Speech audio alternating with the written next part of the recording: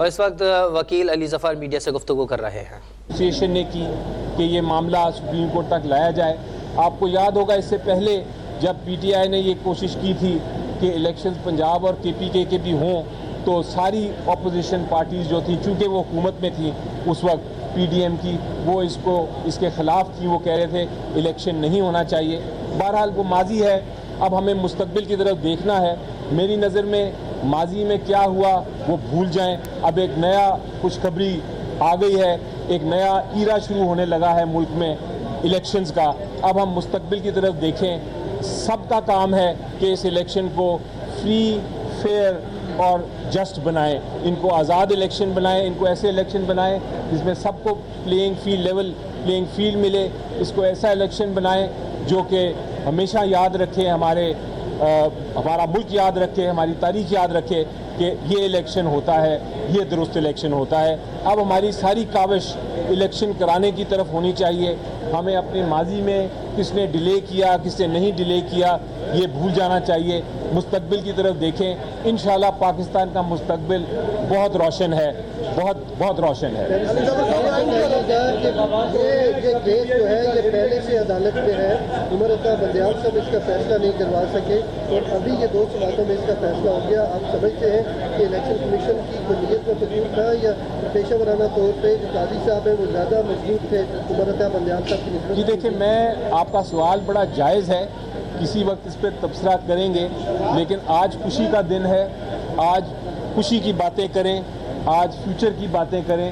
जो माजी में इलेक्शन कमीशन ऑफ पाकिस्तान ने किया या नहीं किया वो चलें, उसकी ऑब्जर्वेशन भी आ गई अदालत की तरफ से, कुछ ऑर्डर में भी जिक्र हो गया जो अभी डिक्टेट किया है अदालत ने। लेकिन सबसे ज़रूरी चीज़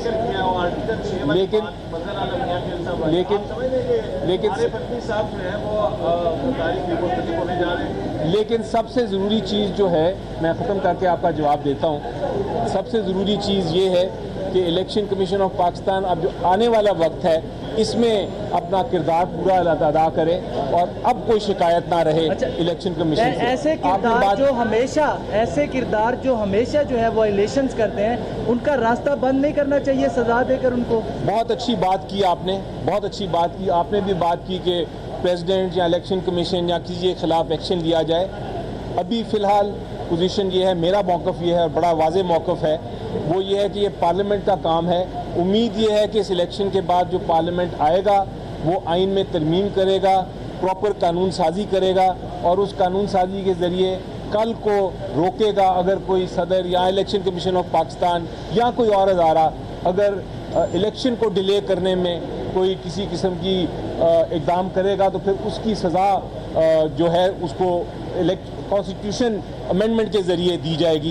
ये मैं इस किस्म के कानून पे मैं ऑलरेडी काम कर रहा हूँ और मैं इंतज़ार कर रहा हूँ कि इलेक्शन हो, नया पार्लियामेंट आए ताकि उसके सामने मैं वो कानून पेश कर सकूँ। बहुत ज़रूरी बात है कि हम मुस्तकबिल में इस तरह की गलतियाँ रोकें। मेरा सवाल बड़ा स्पेसिफिक है, वो ये है कि जो अल्सफुल नोटिस 1 of 2022 है जिसमें आपके सदर ने, आपके भी सदर हैं,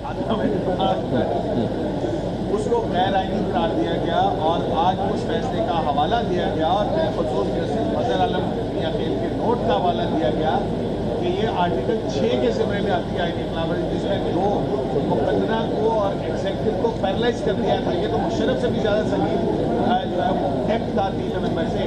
देखिए, आज के फैसले में उसको शामिल किया गया है। इसका सदर पर क्या कॉन्सिक्वेंस हो सकता है एज योर लीगल ओपिनियन?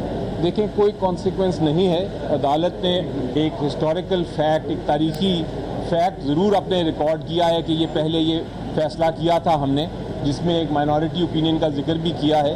लेकिन जिस तरह आपने सुना, मेरी गुफ्तगू भी सुनी अभी, और जिस तरह आपने सुना सुप्रीम कोर्ट के जज साहिबान की भी गुफ्तगू, और जिस तरह आपने ऑर्डर का एंड भी पढ़ा, उसमें उन्होंने कहा कि अब हमारा वक्त है मुस्तकबिल में देखने का। माजी में जाके सज़ाएँ देना या किसी के ख़िलाफ़ बात करना वो इस वक्त हमारी स्टेज नहीं है। इलेक्शन हो जाने दें, फिर जो पार्लियामेंट है वो खुद ही इक़दाम करेगा और पार्लियामेंट जो है उसका पूरा इख्तियार है कि उसके ऊपर कानून साजी करे और आगे आने के वक्त के लिए इस किस्म के मामलात को रोके। ये जो साथ साथ इमरान खान का भी जिक्र है फैसले में, इसलिए क्या आप इस्तेमाल करते हैं ऐसे क्या उस जी देखें, वो आप जो बात कर रहे हैं वो जो आप हर चीज़ को आप क्रिमिनलाइज नहीं कर सकते। आज भी देखें कि इलेक्शन कमीशन ऑफ पाकिस्तान ने डिले किया, इलेक्शन नहीं होल्ड हुआ, कुछ जमातों ने भी उसकी ऑपोजिशन की, इलेक्शन नहीं हो सका। लेकिन हम उस मामले में नहीं जाना चाहते कि किसकी गलती है किसकी नहीं है। आप अगर माजी में एक नेशन रहे और वो अपनी सिर्फ सज़ाओं की बात ही करती रहे तो फिर वो अपना फ्यूचर जो है, अपना मुस्तकबिल जो है, उस पर वो गामजन नहीं हो सकती, उस पर उस नुकसान होता है। हर वक्त आप अपनी माजी को ना छेड़ते रहें। इस वक्त खुशखबरी है, इस वक्त अच्छी बात यह है कि इलेक्शन होने जा रहा है। पाकिस्तान की आप देखें कि कितनी पॉपुलेशन यंग है, जिसने कभी वोट ही नहीं किया, वो भी पहली बार आज वोट करने जाएंगे इस इलेक्शन में। तो एक ब्राइट फ्यूचर पे स्माइल के साथ हंसते हुए हम आगे चलें। इंशाल्लाह जितने हमारे मसाइल हैं वो सॉल्व हो जाएंगे। उनका हल इलेक्शन ही था, इलेक्शन अब होने जा रहा है। जमहूरियत का यही मकसद है कि आप लोग, अवाम जो आज देख रही है, मेरी बातें सुन रही है और जो इस जजमेंट का इंतज़ार कर रही थी, वो अपना हक जो है वोट का, उसको जब वोट डालेंगे, अपनी हुकूमत, अपनी पसंद की हुकूमत, अपनी पसंद का पार्लियामेंट लेके आएंगे तो वही बेहतरी होगी। सिर्फ ये है कि आप जो हमने मुश्किलात आ रही हैं या आएंगी इलेक्शन में, उनको खुश उसलूबी से आइन के मुताबिक, कानून के मुताबिक सॉल्व करें, तो मेरा ख्याल है यही हम सब के लिए सबसे बेहतर है। इतने खुशी का इजहार कर रहे हैं, तो क्या तहरीक इंसाफ को इलेक्शन लड़ने दिया जाएगा और दिया जाता है तो क्या वही लेवल प्लेइंग फील्ड दिया जाए अदालत? जी, ये मेरे से कल भी सवाल पूछा गया था कि पीटीआई को लेवल प्लेइंग फील्ड दी जाएगी कि नहीं। कानून के मुताबिक तो देनी चाहिए। फ़िलहाल कोई लेवल, मैं तो ये कहा था कि कोई फील्ड ही नहीं है, लेवल प्लेइंग तो बहुत दूर की बात है।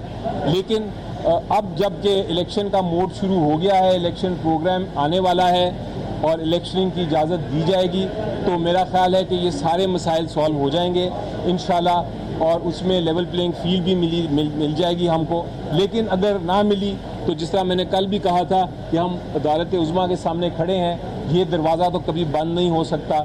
इधर हम आ जाएंगे अगर हमें कोई आइनी वायलेशन नज़र आई, आइन की खिलाफ वर्जी नज़र आई, अगर हमें लेवल प्लेइंग फील्ड ना मिली, अगर हमें जलसे ना करने दिए गए, अगर हमारा सिंबल का मामला हुआ और उसमें दुश्वारी आई, अगर इलेक्शन कमीशन ऑफ पाकिस्तान कोई गैर कानूनी हरकत करे, तो हम फिर ज़रूर इधर आएंगे सुप्रीम कोर्ट ऑफ पाकिस्तान के पास। सर ये बताइएगा कि जो मौजूदा चीफ जस्टिस है और साबका चीफ जस्टिस है, इस केस को हल करने में दोनों की कारकर्दगी का आप कैसे मुआवजा करेंगे?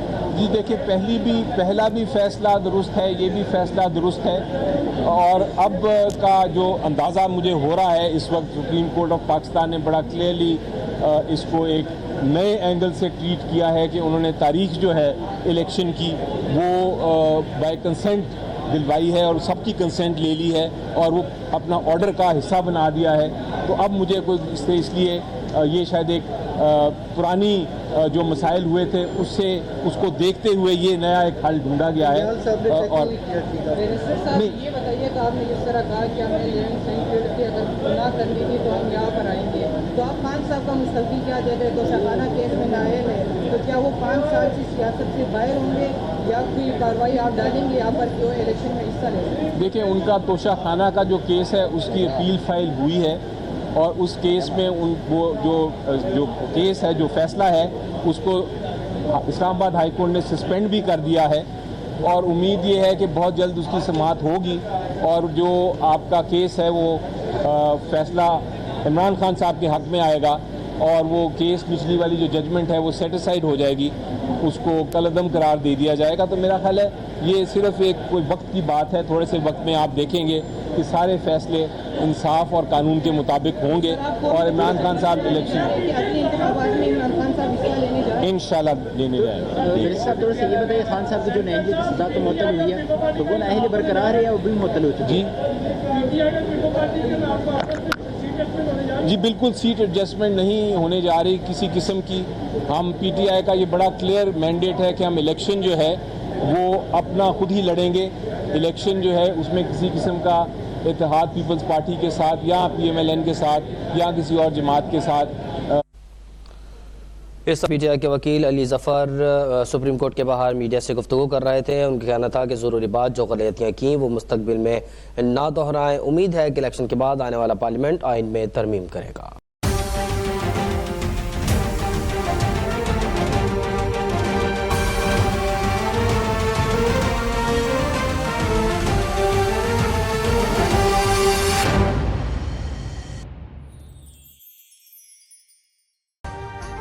अभी सब्सक्राइब करें ताकि कोई खबर रह न जाए।